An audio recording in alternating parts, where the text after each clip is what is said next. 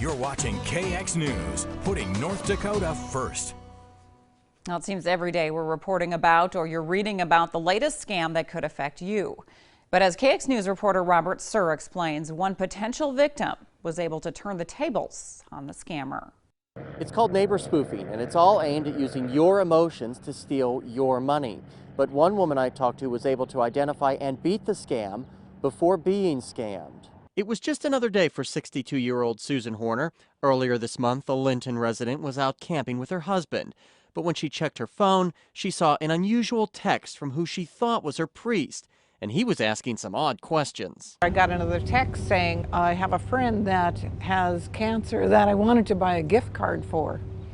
And I just don't have time to do it. Would you be willing to go get me a $500 gift card, take a picture of the pin on the back, and send it to me so I can forward it to them, and then when I see you in church, I'll pay you back. Those questions immediately sent up several red flags. And then I thought, wait a minute, this isn't right. He wouldn't ask me to do this, and secondly, why would I take a picture of the pin on the back and send it to someone via text? That's when Susan decided to turn the tables on the scammer. I said, well, I'd be happy to do that for you, but I would like you to take a picture of yourself, do a selfie, and send it to me, and tell me which one of my daughters you married. And it took a little while. I got a message back, and the message was, well, I didn't marry any of your daughters.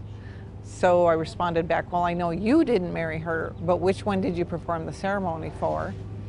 And then I never heard another word. I spoke with the Consumer Protection Branch of the Attorney General's office, and they told me Susie's connection to her church is exactly what the scammers were going after. They have researched the victim on Facebook, through other social media, and so now they're kind of familiar with the background, and if that Facebook account is hacked, for instance, they can pretend to be that friend that's in trouble someplace. Susan tells me her daughter, who works for a church in another town, had a similar story a few months back that she was also able to stop.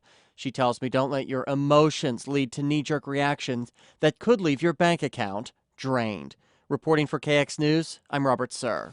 And the Office of Attorney General tells us if the call or text seems suspicious, it usually is, and you should try to ask detailed follow-up questions like Susie did.